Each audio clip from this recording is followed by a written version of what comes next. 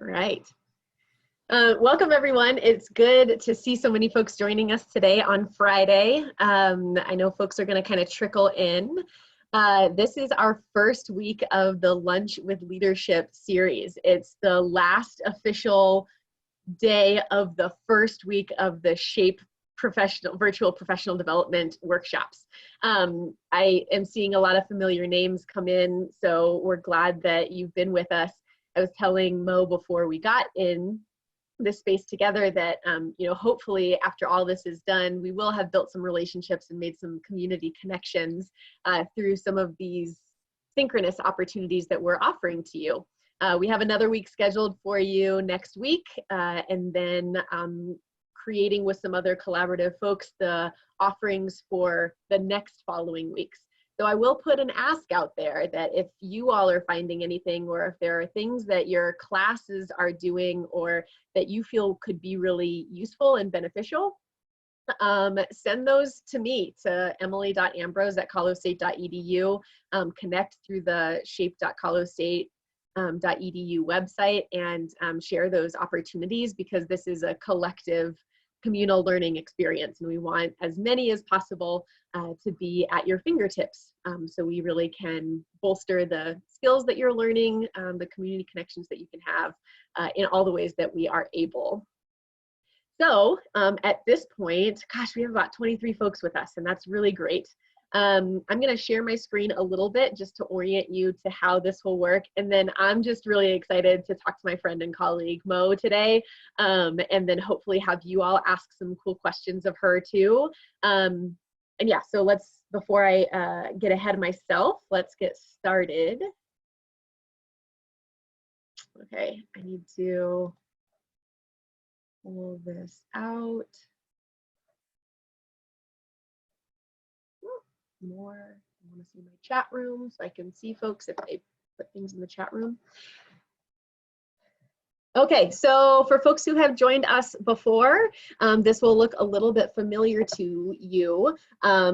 We are doing the week 1 of the Lunch with Leadership series. And hi to everyone who's there. We hope to hear from you in a little bit.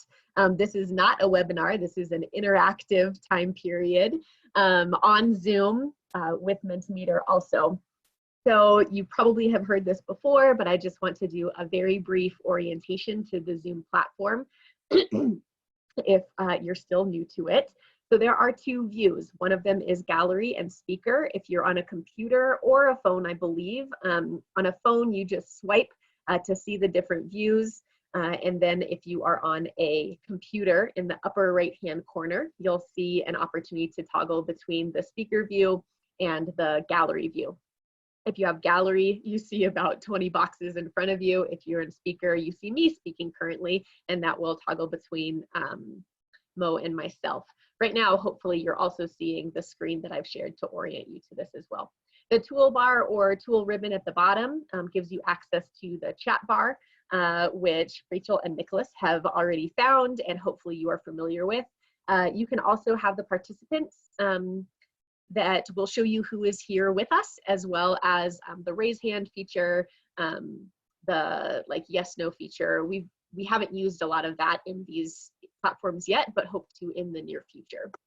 So I want to make sure that I pull down my participants also so I can see. There we go. Okay.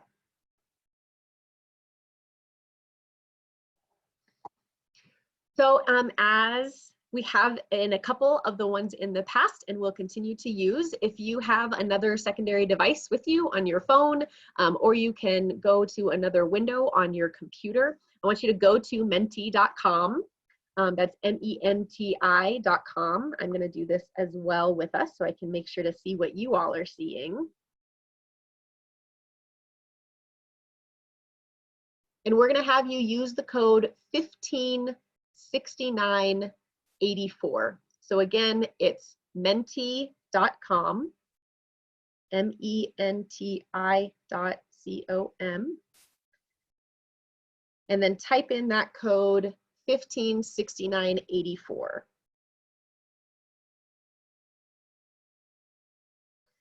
So to start us off, Mo, you're welcome to do this with us if you want also. That secondary question is definitely for our students more than our career staff, but lots of our career staff are in classes as well.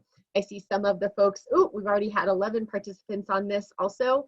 So answer those questions that you have in front of you, seeing about the virtual. So that first question is talking about these virtual platforms, right? Some of you are more familiar with Canvas than you thought you'd ever be, Zoom, maybe Microsoft Teams. We've been doing some asynchronous training options for you all also. Yeah, we're seeing it about a 4.2 miss being on campus, and that is real during this time, right? I'm definitely feeling that. At the beginning, I was like, oh, this is pretty nice not having to like move back and forth and be rushed everywhere. But that feeling of being away from campus is sad right now. And, you know, kind of we brought in some questions and hopefully some resources from the employee conversation on Tuesday about what is this satisfactory, unsatisfactory grading. And we have some resources about that if you are interested in that. But 18 of you responded. That means you're with us and you're engaged, and that is great. So again, just a brief, many of you are here because you are employees somewhere on campus, and we really believe that the context of the situation that we are in is learning enough.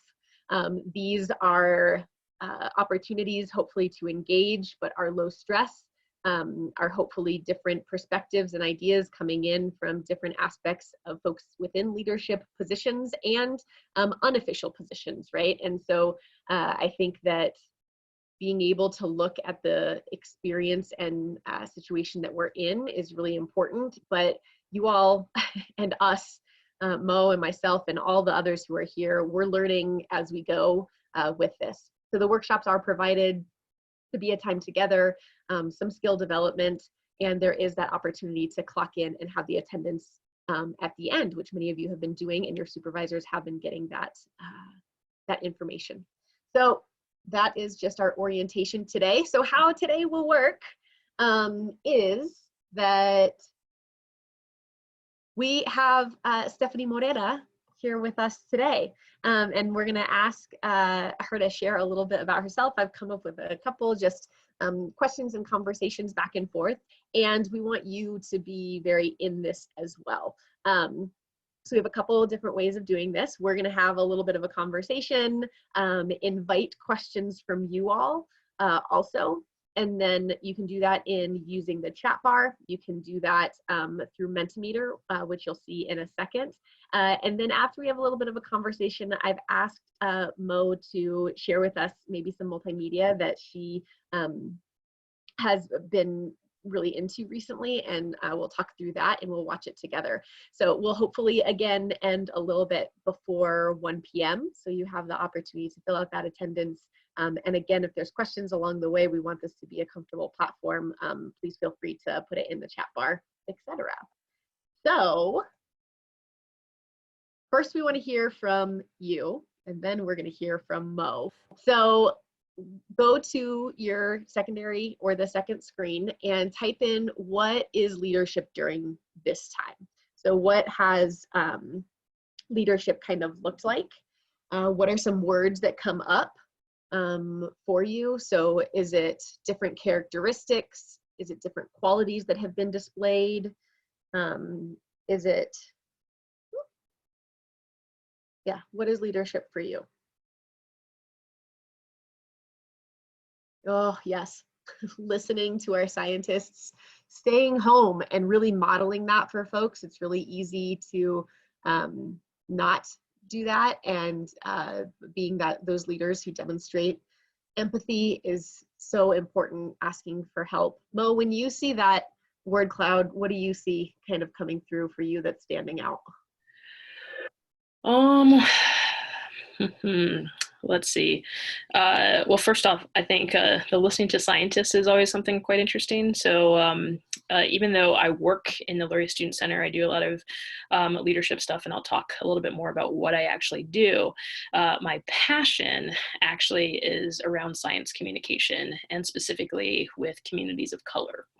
And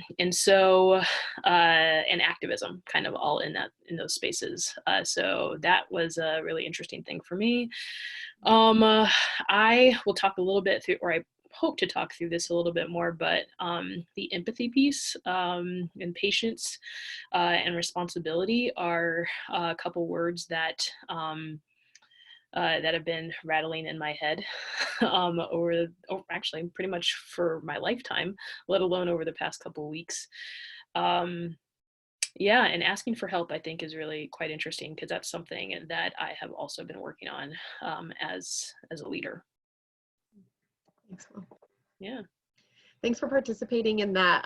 Those who were able to kind of share some of these, I think the word clouds are really powerful to see what you all are thinking about and what's coming up and what you're really seeing as leadership during this time. So what's going to be up, I'm going to turn back to the speaker screen. I'm going to stop sharing my screen, but I'm going to be watching for the next slide is you can ask a question. So if you want to ask the question in the chat bar or ask it on here, we're going to have a little bit of a conversation and then we'll go to some of those questions so you have the time to do that. So I'm going to stop sharing. And I'm going to go to gallery view.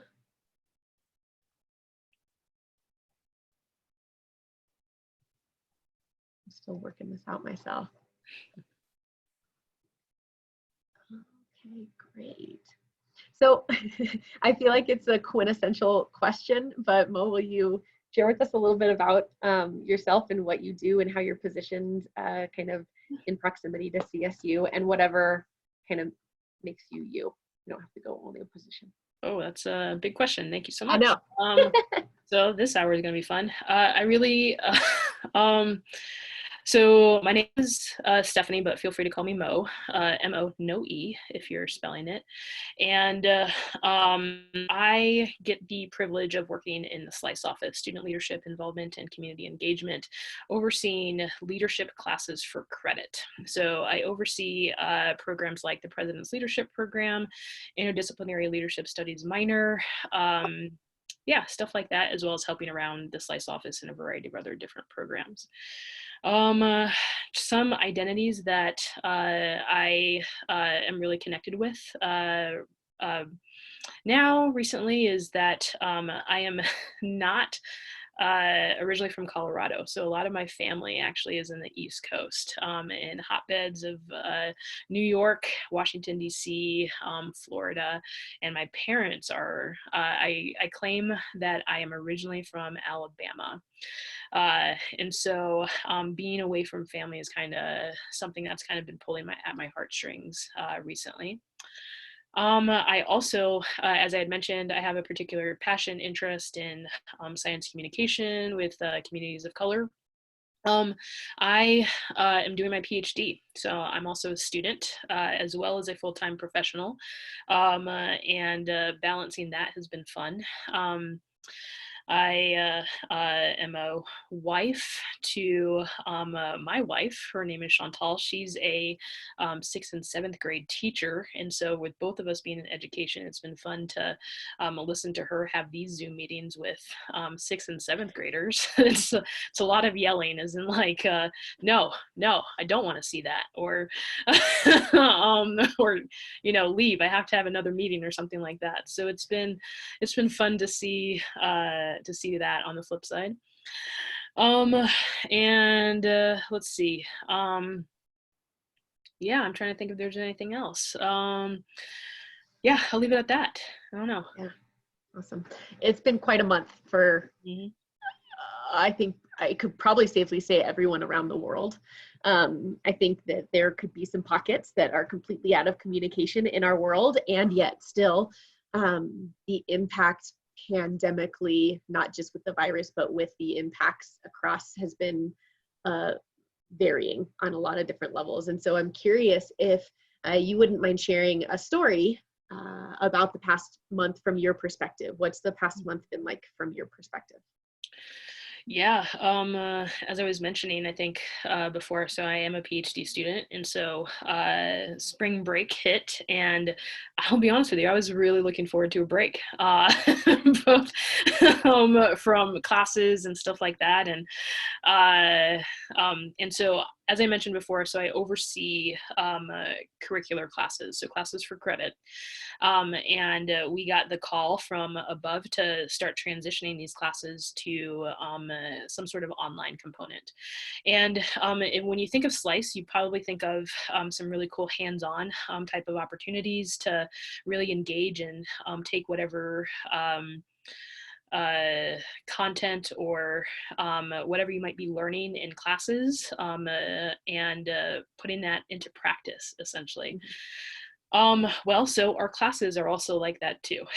And the whole second semester of a lot of our classes are really focused on getting out into the community and learning from nonprofit, for-profit organizations that had some sort of social value or connection.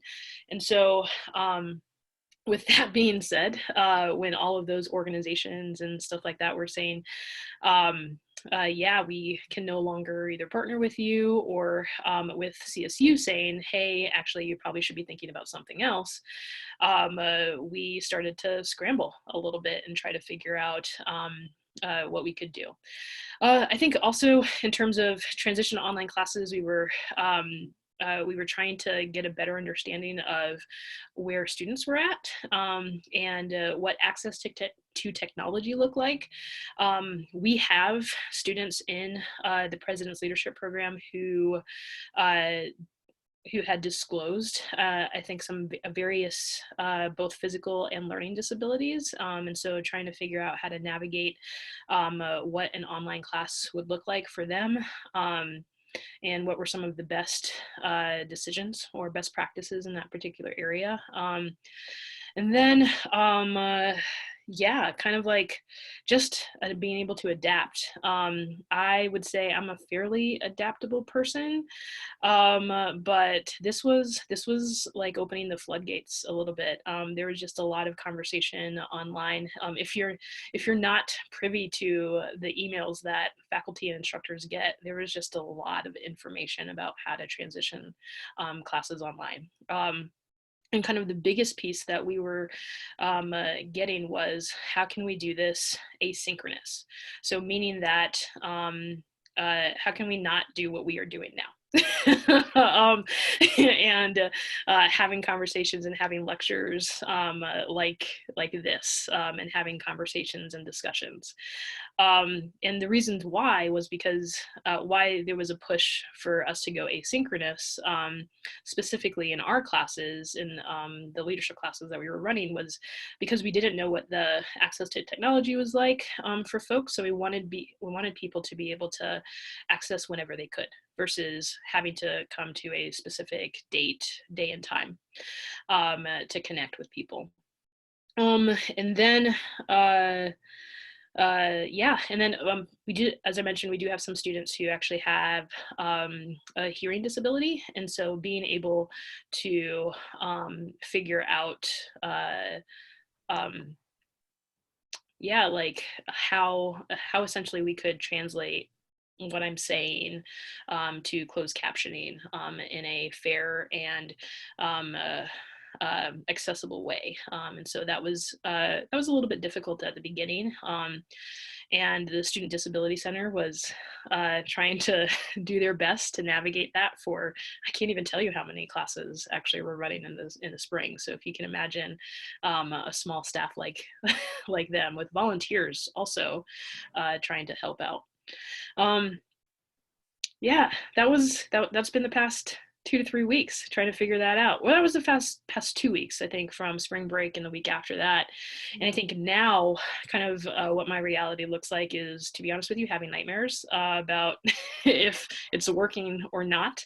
And I think one of the challenges um, that I think is real around this time is, we each had to come up with ideas of how to do this individually, and then learning from students about how classes were actually running for them, and hearing some like, oh, actually, some classes are actually giving me more work. Some classes are giving me less work. Your class, and trying to figure out where our classes were in that space. And now trying to figure out how we can collaborate without being in a vacuum. So now that we see what things are, what different departments and different classes have decided to do, and together CSU, I think, has the provost, Rick Miranda, has attempted to try to bring instructors together. You may or may not know this, but instructors together to have a little bit more of a conversation around how can we be more balanced as classes, instead of separate as we have been before. Mm-hmm. Thanks, Mo. I think, as someone who is instructing online for the first time, I was a little resistant to the asynchronous model. And hearing that, one of the students that is in our class is an EMT and is upping her hours so she can be on the front lines doing this. When you hear those perspectives of the why behind it, it helped me have a broader understanding. But I mean, even like it was hard to get out of this idea of what I thought it needed to be. And I think, I think that that's kind of just important, and have appreciated leadership of folks like you to help us see that bigger picture. You mentioned Rick Miranda, and as someone who gets those emails, I've really appreciated the humor that he has brought to some of the emails, right? I think that this can be a really heavy time, and so some of the levity that he has brought, like at the end, he would do funny puns or talk about trust or things like that. And I'm curious from your perspective, what skills you have utilized, or what have been really, you talked about flexibility. And so are there other skills that you have felt you really needed to take on during this time? Yeah, I think one of the interesting, so through PLP, through my work, there's a lot of different leadership theories that exist out there. And one of my favorites really talks about who you are, kind of in your homeostasis. So I'm going to steal a science word, like just in your norm type of thing, and then who you are when you're super stressed, and then who you are when you are when you're working at your best, when like I'm going to cross metaphor here, when all the cylinders are working, and you can go forward. And so I think I have definitely, this moment was definitely a stressful moment for me. And so who I am when I am stressed is I tend to go to the pragmatic. I tend to not be humorous. I tend to just go to the, okay, what's working, what can work in this space.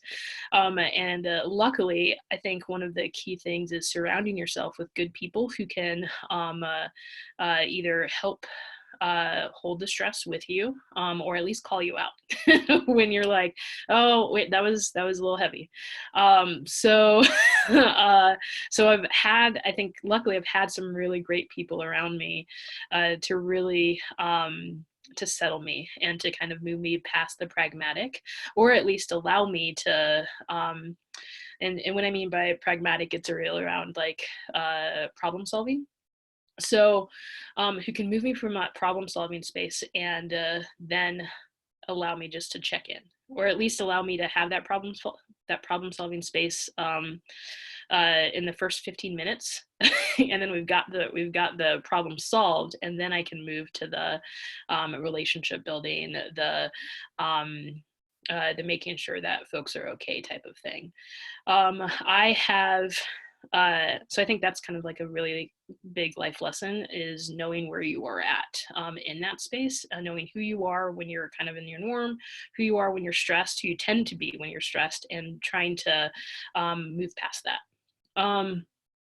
And I'm trying to think if there's anything else. Yeah. Yeah. I'll do that. Yeah, that's great. I mean, those skills of what I heard also was self-reflection and Mm, really knowing yourself and in those different times. And it's hard if we're not put in those times to know how we're actually going to show up. And so I'm yeah. sure there's been a lot of even more awareness. You know, we talked a little bit about skills that you needed to utilize. What were some feelings that you felt during this time? Um, yeah, I think, um, hmm, some feelings are a little rushed, right? Because I definitely did feel rushed to try to figure out how to figure this stuff out. I think one of the things that I will always hold near and dear to my heart is a sense of responsibility as a leader. And so I think we all come to this work with a bunch of shoulds, right? So we where society has either told us or experiences have told us that leaders should be dot dot dot. One of the shoulds that I firmly hold on to, probably not healthfully, to be honest with you, but leaders should know answers. And not necessarily that I put that on other leaders, but I definitely put that on myself as a leader in this time. And so wanting to uh, ensure that I was well read, that I had resources at hand in order to navigate this type of situation, um, and or nowhere to go, essentially. And so a lot of that is that I hold on myself. Again, I think the continued piece in the video, we'll talk a little bit more uh, around how I do or what I do in order to balance that sense of responsibility that I have is really, again, that self-reflection around noticing where my body is tight and where I hold my stress, and when it's time for me to take a break and um, remove myself and say that, wow, I've done enough for today, and there's always tomorrow. I just wanted to sit with that for a second. I've done enough for today, and there's Yeah. always tomorrow. Yeah. Thanks for that. So I have one or two more questions, and I would love to see some questions from our folks out there. So I don't know about you, Mo, but I like tracking things in the moment as we're going. And I'm just feeling like I know that there are folks who are watching us have these conversations and feeling super distant from folks who are in there. So let us know that you're there in the chat bar. Respond to things that Mo is saying if you don't want to come off of mute. And use that Mentimeter. I'd love to see 3 to 5 questions from folks about really anything. I put ask Mo anything on the Mentimeter. I didn't check in with consent That's with fine. you about that. But yeah, so let us know, please. I'm kind of calling into folks who are there with us, and let us know that you're in there with us. So I'm curious from your perspective. I know you to be part of a variety of different communities, right? I think that you talked about being a family member. You talked about being, I know that there's a spiritual aspect to your being. I know that there's a professional aspect. In your different communities, have you seen examples of leadership around you, and what's really struck you or been like, wow, that demonstrated some awesome leadership? Like, would you share with us a couple examples? Oh yeah. Mhm.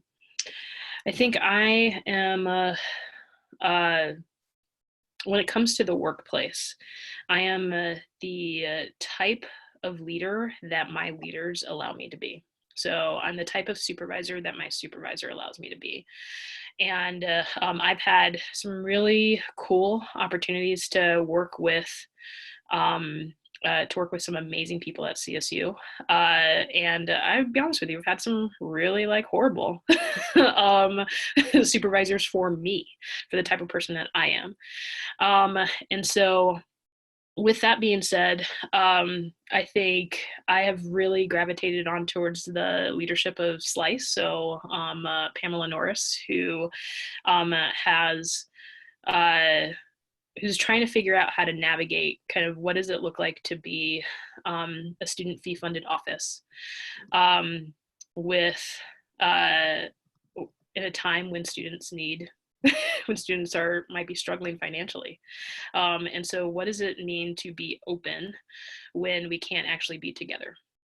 um, uh, and specifically, what are Slice programs that continue to go on, and Slice programs that might need to be reimagined and re-envisioned. And a lot of our programs within the Slice office, whether you know about it or not, are collaborative in nature. Like we don't do this in a vacuum. We partner and collaborate with folks within CSU, outside of CSU folks, and stuff like that. So I think the way that she has uh, essentially balanced that and kind of given us time to grieve, I think some of these programs that unfortunately won't be able to move forward, but also given us some freedom to be creative about what closure and what appreciation might look like, um, have been awesome for me to kind of sit with. So we've got a couple of questions on Menti. So one of them is, how long have you worked with the Laurie Student Center? So I have a complicated history at CSU. I work history at least. And I have worked at CSU for the past, I think this might be my 13th or 14th year. But I have worked in the Laurie Student Center for the past 4 years.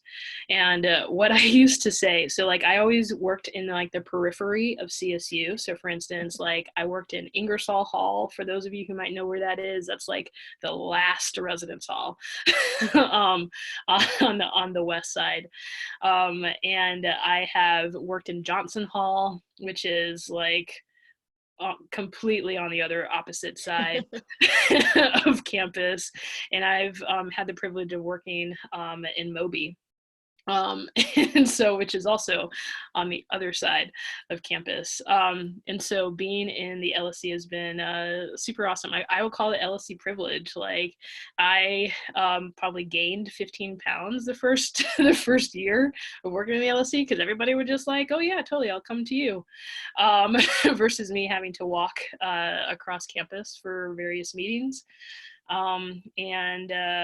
Yeah, and there was a while there where after every single I went to the bathroom and the toilet would flush behind me, I would just expect all other toilets to flush behind me too. That's what I call LSC privilege. So yeah. This, we got another one. What advice would you give for someone who is trying to be the best leader they can be, but their other leaders aren't allowing it? Cool. Right. Um, yeah, I think that is always kind of one of the hardest pieces. I think one of the things that immediately comes to mind for me is integrity, is being who you are at all times, uh, um, valuing, essentially being open about what you value and making sure that that can be known to other folks that are around you.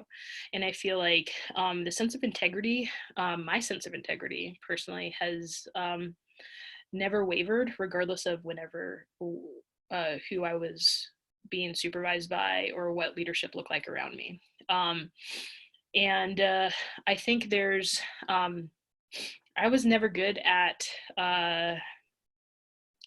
quote unquote coaching up, but there's some leadership theory or management theory that exists.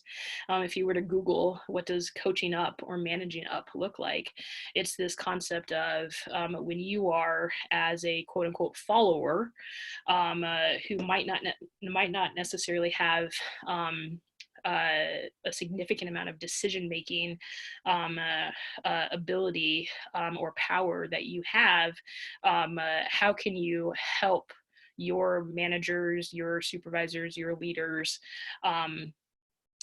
through conversation, through, I think, non-combative questioning, um, uh, uh, make have your voice be heard in those spaces, essentially.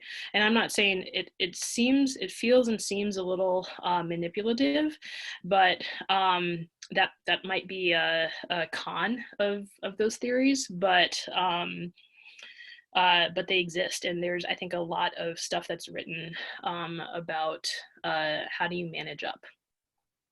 Thanks. I don't even know if you know this or not, but the topic of Tuesday's session is going to be effective communication and managing up. So if you're more interested in what Mo is talking about, join us for that. I want to pop to Kyle's question in the chat, and then we have one final one that we'll end the session with, but I do want to make sure we have enough time to watch the clip that Mo shared with us. So Kyle asks, when dealing with communication in times of pandemonium or unrest, how do you communicate those answers you said leaders should have when people become or acting emotional and stubborn? Great. Yeah. Oh yeah, right. I wish, man, if I had the answer to this, I'd have $1 million right now. But I think there are some things to keep in mind, is that there are people around us that will immediately go to this like emotional center. And that when that is not being fed or being addressed, then there's absolutely no way that they can get out of that to go somewhere else and perhaps be more productive, and focus on what communication looks like. And so I think providing, and this again, lessons learned, right? Because when I get moments of stress, I do not go to the emotional. So I think as a leader, or as a person part of an organization, what does it look like to just hold space, and hold more than one space for emotions to be shared. I think the stubborn piece might be really interesting emotion.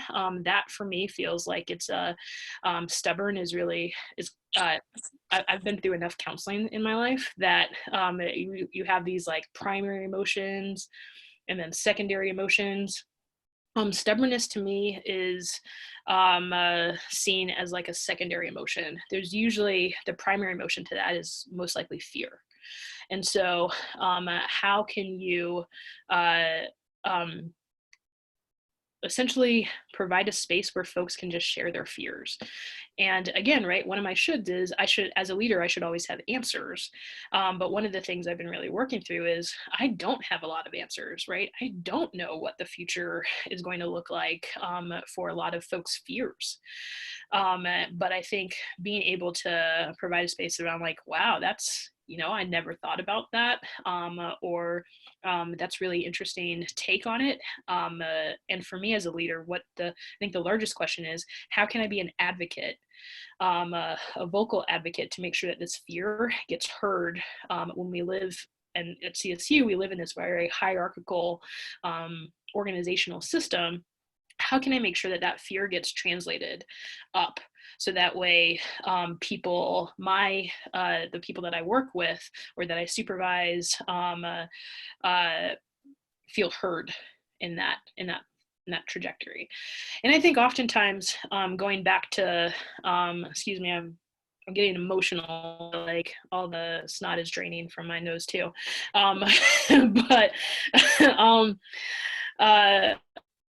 one of the things is another true fear is not being heard or not having trust. I think in this hierarchical space, and that's where that managing up thing I think can definitely help out. So hopefully you all go to that workshop. But what does it look like to also have advocates and allies when we're thinking of a hierarchy in the very similar levels? So again, hopefully that your message can get up. Thanks, Mo. Yeah.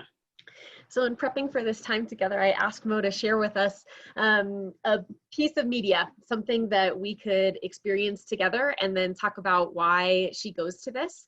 Thank you for answering those questions and being in this conversation and dialogue as we continue this. I'm going to try to figure out how to share the screen with my computer sound, and please let us know in the chat if you can't hear it for some reason.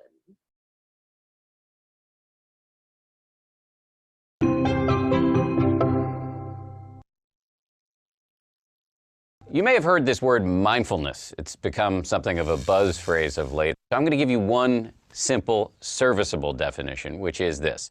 Mindfulness is the ability to know what's happening in your head at any given moment without getting carried away by it. Imagine how useful this could be. Just as an example, you're driving down the road and somebody cuts you off in traffic. How do you normally react? I think most of us, we normally react by having a thought, which is, I'm pissed. And then what happens next? You immediately, habitually, reflexively inhabit that thought. You actually become pissed. There's no buffer between the stimulus and your reaction.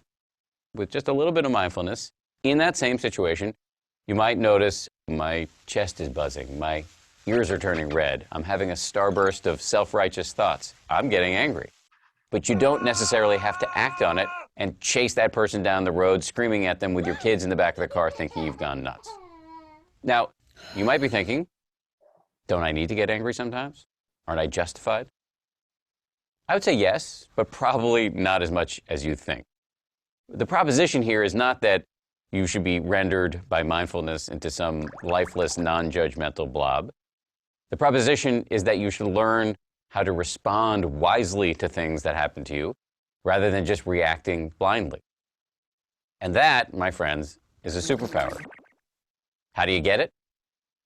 The way to get it is through meditation. I believe that meditation and mindfulness are the next big public health revolution. In the 1940s, if you told somebody you were going running, they would have said, who's chasing you? But then what happened next? The scientists swooped in, they showed that physical exercise is really good for you, and now all of us do it, and if we don't, we feel guilty about it. And that's where I think we're headed with mindfulness and meditation. It's going to join the pantheon of no-brainers like brushing your teeth, eating well, and taking the meds your doctor prescribed for you.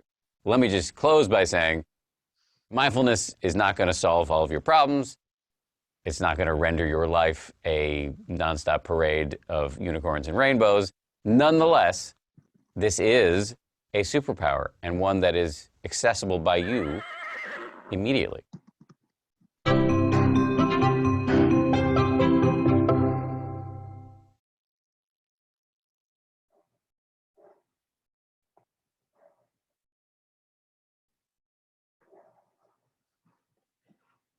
Thanks, Mo. So I invited folks to share some thoughts and reflections of the video in the chat too, but can you give us some insight on why this felt important for you? I know I gained a lot from, it's such a short clip, but oh my gosh, it's powerful. Yeah, I think, well, first of all, I want to recognize it's a commercial. I don't use Happify or any of that kind of stuff, but so I don't know about that, but I did appreciate kind of the very simple benefits or the connection or metaphor around mindfulness being a superpower. And so for me, I have lived my life with a good portion of anxiety. And so I think, and if you are familiar with anxiety or panic disorder or panic attacks and stuff like that, it's when, right, your body goes into this fight or flight or freeze type of space very easily without, your amygdala essentially just says, oh, hey, there's danger just around every corner. I have been dealing with that for, I would say, probably the past 10 or so years of my life. When it comes to mindfulness and self-reflection, we talked a little bit more around how how important that is personally for me. It's recognizing when I'm in times of stress, what do I tend to do? Do I tend to fight? Do I tend to flee? Do I tend to freeze? And when I was doing some self-reflection around that, I started to note all the various times in my life when I didn't know what to do, I would essentially freeze. And it comes from this desire of, to be honest with you, wanting to control a lot of what's going on. And so when I'm not in a space to be able to control things, I kind of throw up my arms and I'm like, well, I don't know what I'm what I'm gonna do. There's this quick story around me that I always tell whenever I'm telling this particular part about me. It's when I was in college. I had one of those like really big Tide canisters, and I just happened to put that on top of a washing machine, right? Youth, right? Young decisions made. I came back and to the to the laundry room, and it was just a sea of. I opened the door, and there was just like a sea of blue, and the Tide had completely just like like was on the floor all over the place. And I just looked at it, and I was like, I don't even know. And I just closed the door and I just waited there for like, I don't even know how long, until another friend of mine who was going to use the laundry room opened it up and was like, oh, it was like, oh, okay. And she just immediately started like surveyed the situation and started cleaning it up. And I was like, oh. And we noticed that there was like this little drain in the middle of the floor, and we just pushed all the Tide into that space. But I didn't know what to do until somebody else kind of helped me or got me out of that situation, that mental space, to essentially move towards some sort of action. And so now that I know that about myself, I think one of the things that I've turned to is this meditation piece to do it for myself, but then also surround myself with really good people who can help me manage and talk through some problem solving pieces, so that way I can move towards a piece of action and I'm not consistently frozen all the time.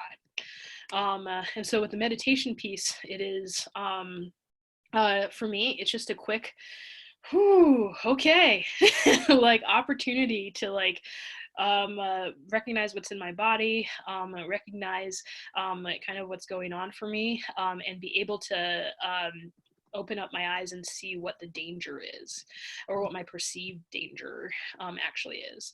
And then my mind and then I'll go through some specific practices that will help me kind of jolt myself back into reality to get to a space of action. Yeah. Well, that's awesome. Our chat space is blowing up too, with like reflections from folks about the video, and so it really spoke to some folks about, right, appreciating the artistry and the creativity of the actual video itself, but then seeing, you know, how do we assess what we can control and what we can't control. And I think you spoke to that really powerfully around, you know, I had a sense of needing to control everything. And when we release that, but see what we can, and that there are skills to be able to do that better, that is really powerful, right? And then, you know, you sharing about the piece around anxiety, that came up in the group chat too, right? So feeling empowered through these opportunities to hone some of these skills. One of the first comments was also about how perspectives change over time, right? So the difference of what running looked like in the 40s, and now everyone runs, right? And now, you know, thinking that mindfulness will be the next health revolution in a really needed and powerful way. So thanks to the folks who contributed in the chat. The question that was asked that we're going to kind of leave folks with was submitted into Mentimeter, that what do you feel are some of the best ways to build leadership skills? Or when you're thinking about building your own leadership efficacy or capacity, what are your thoughts on how you might do that? I think leadership comes innately with people. And so I think for me, even though I teach leadership, I think what often resort back to is teaching people how to be in relationship with each other. And the leadership piece comes in is when there needs to be there's a collective goal or a collective task that needs to be completed. And I think that's where leadership enters in. And so for me, relationships matter. Surrounding yourself with people that are going to consistently give you feedback, whether you want to hear it or not, both positive and constructive. I think stepping into spaces that might be anxiety producing, that might get your heart aflutter, then you're like, oh, I don't know what's going on here. But that's where I think you grow. And I think also kind of this, there's a variety of different opportunities to explore leadership, whether it be from learning from workshops or learning from classes like the ones I teach, or reading a book. I honestly, teaching leadership is relatively easy because the lessons are everywhere. And so just recognizing when there is actually a leadership lesson in front of you might be key there. And again, kind of go back to the space. You can always, whenever working with relationships and with people, it can sometimes be hard to navigate this, but being able to recognize where responsibility is within relationships, and where you might need to say, oop, I might not have done that the best way, but hopefully building a type of relationship where you can come back again and again. Well, thank you so much. Yeah. We are getting to the end of our time. It was about perfect timing. I have posted the attendance link into the chat bar. So as a reminder for the 24 folks who are with us, please go to that attendance link. It also asks for some optional feedback, but that's how we let your supervisors know that you were here. That's how we follow up with you to let you know about other opportunities. I would also like to invite folks, if you're comfortable, to come off mute, and just as you are exiting the space, help me say thank you to Mo. If it's a cacophony, if it's just like kind of a thanks, it just helps us let you know that we are here. I'm really, really grateful. So Mo, thank you so much. And we'll let folks trickle out as they can, but feel free to come off mute and thank Mo as you leave as well. Yeah, thanks. I appreciate it. Thank you. Yeah, Thanks, you. Great to Mo. hear from you. Thank you. Thank you. Thank you. Thank you. Thank you. Thanks all. Thank you. Have a good rest of your day. Welcome. Yeah, same to you. Stuck indoors. Right. It's going to be pretty next week. Thank you. Colorado. Thanks so much. Yeah. All right. See you guys. Bye. Bye.